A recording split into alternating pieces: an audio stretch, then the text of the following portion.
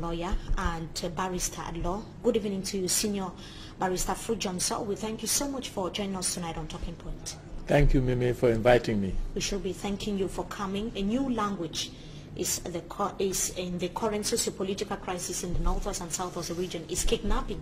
Since the start of 2018, that is precisely on the 11th of February, several cases have been reported.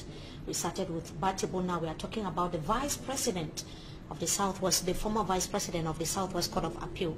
How can you explain the series of happenings as far as kidnappings is concerned? Thank you, Mimi, for that question. I don't think I'm not surprised. I'm not surprised because the government started by kidnapping leaders from Nigeria, and that radicalized the whole war. You know, for 56 years, no English-speaking citizen of this country has ever kidnapped anybody politically. For up to and including when the President of the Republic, Mr. Paul Biya, declared war on that part of the country at the airport. November, there had never been any kidnapping. Even after the killings of 22nd of September and 1st of October, nobody talked about kidnapping. Until when this government decided to go to Nigeria in flagrant violation of the law, international law, and kidnapped the leaders from Nigeria and brought them here for 3 months. They remain incommunicado. That is kidnapping. Are you saying and that opened the door. Let me finish. And that opened the door for those who are defending themselves to make sure that when the time comes for negotiation, they have a bargaining chip. Kidnapping is on both sides. I will give you just the recent one at Kendem in Manu Division. They shot, people were drinking, people were in a happy hour somewhere, and they shot and killed some and captured some and took them away. Now, what is that? Kidnapping. All I'm saying is that we are in a war situation, and the Geneva Convention must be respected by both sides. If you kidnap anybody, it doesn't matter the side, whether it's on the side of the government or on the side of the citizens of the Northwest and Southwest who are fighting.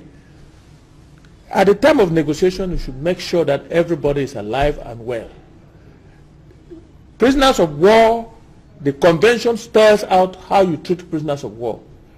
I am hoping and praying that this government is treating the prisoners of war that they have just like those who are arresting these other people are treating them the same. So I would read it like that, because we're in a war situation.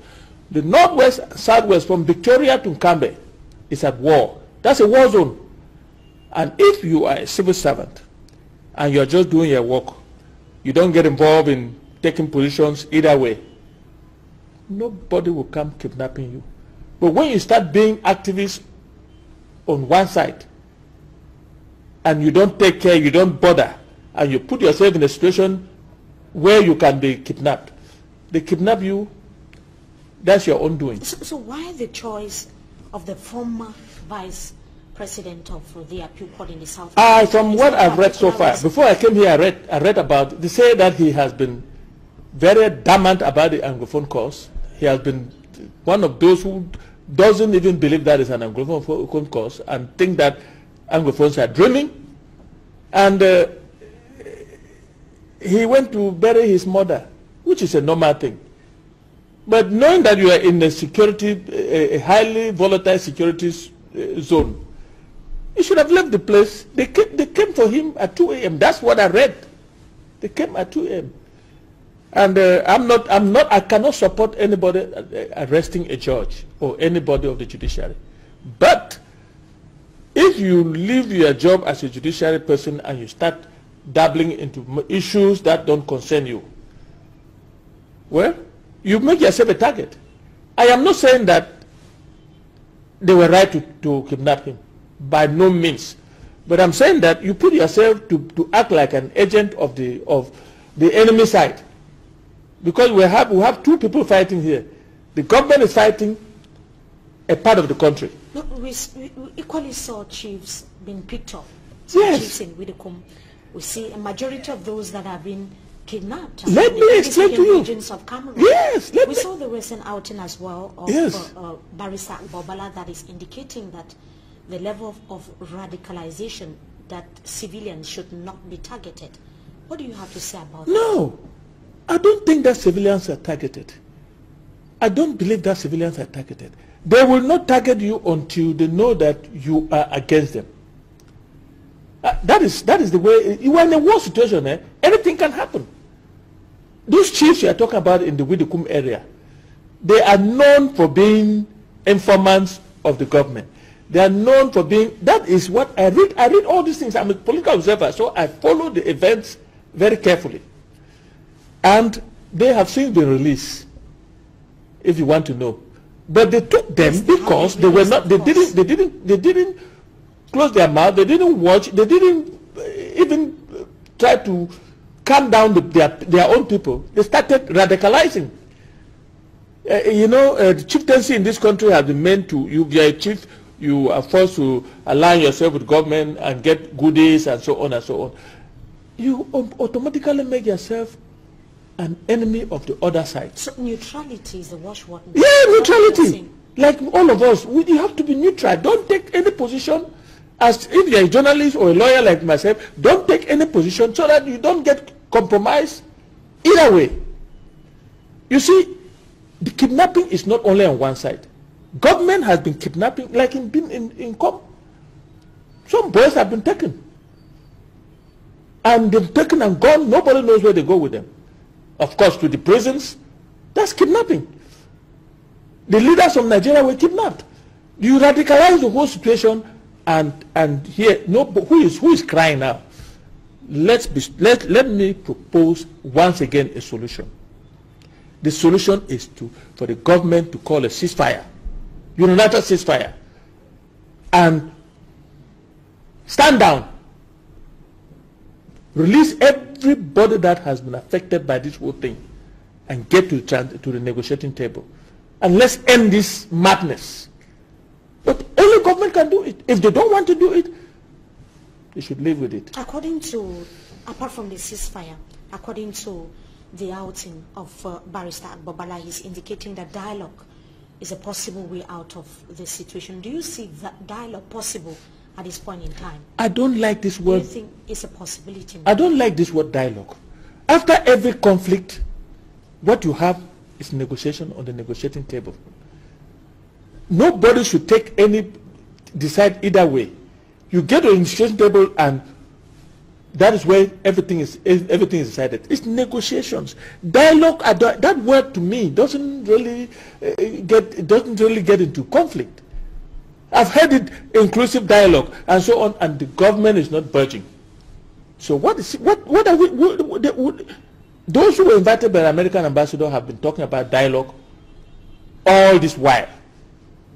The cardinal has been singing about dialogue. Everybody has been singing about dialogue. Where are we with that? The time has come for this government to declare a unilateral ceasefire, stand down, release everybody, and come to the negotiating table. Let's decide this thing once and for all, and bring about peace on both sides. You have talked about the American embassy, the Yes. U.S. ambassador Yes. to Cameroon that met with Yes. some actors of the civil society, Christian Cardinal Toomey, some clergymen, as well as some international local NGOs. Exactly. What do you think such a meeting can bring? I think for the U.S. ambassador, I think it was a fact-finding meeting. But contrary to the one that took place in Bamenda with the French came with a position, with their own position. Maybe they have arrested that position with the government. They came with a position, a fixed position. The ambassador merely wanted to hear exactly from all sides, and to see how this matter can be resolved. But the French, they came ready with solutions, meaning that they have taken their own position and the position is aligned with that of the government. You don't do that in a conflict. You allow the conflict to cool down. There's a ceasefire. then the people come to the negotiating table before you start putting down whatever proposals you have. Well, once you start making proposals in the middle of a conflict, you have taken sides, and you have made yourself a party, a major party to the conflict. And the international community, we have been seeing the international community calling for dialogue and playing an active role, so to say, yes, in the crisis. Yes. Do you think that the government is giving them a listening ear? The government, up to now, it's like you're talking to a deaf person. It's not listening to anybody. I don't know whether tomorrow they will listen, but the international community too has been dumb, very, very, very quiet. So I don't know. The French and the Americans, I would give it to the Americans because they organize a fact-finding mission with the people that they invited. But the French took a position.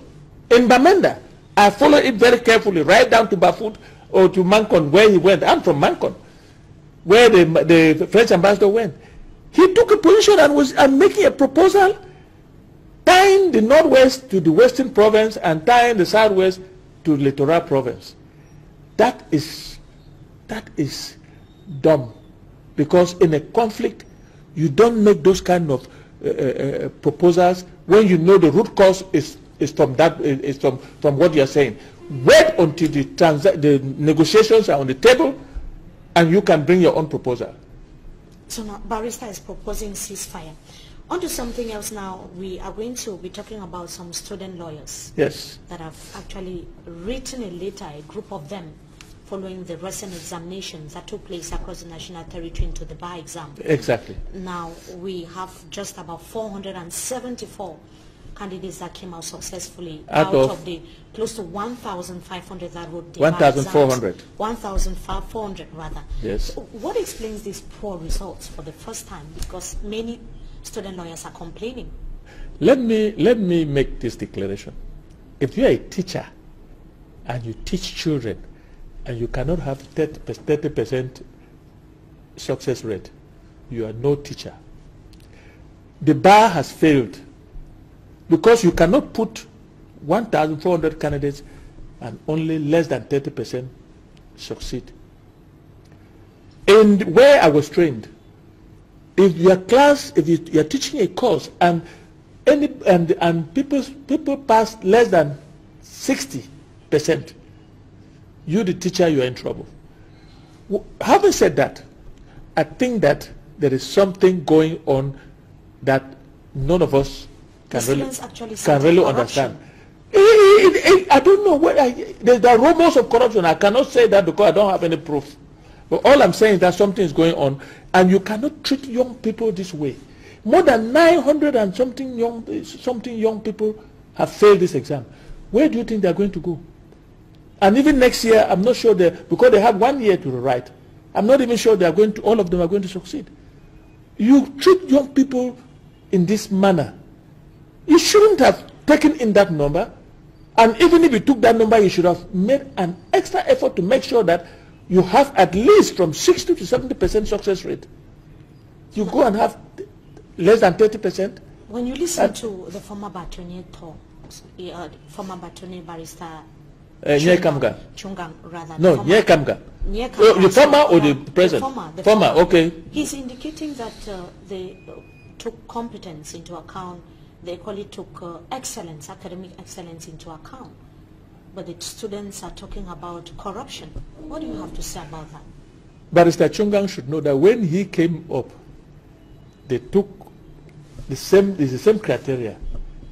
But let's face it, when you were taking those children into stage, that was the same criteria: competence and academic excellence.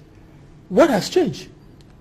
It means that you have not been able to train them the way that you were supposed to train them. That argument is neither here nor there. I am saying that something is cooking. I don't know what. Whether there's corruption or no corruption, I cannot say because I don't have any proof. But all I know is that less than 30% of the student lawyers succeeded in this exam, and it's a shame on the Cameroon bar. Hoping that the President of the Republic is going to look into the matter. The President of the Republic cannot look, is not allowed to look into matters concerning the bar. He doesn't know who is qualified and who is not qualified. All I'm saying is that if in reality less than 30% succeeded, it means that the bar has failed young people woefully. But I don't believe that. I believe that something is cooking and we will get to know. It's just a matter of time. It's a matter of time. Thank you.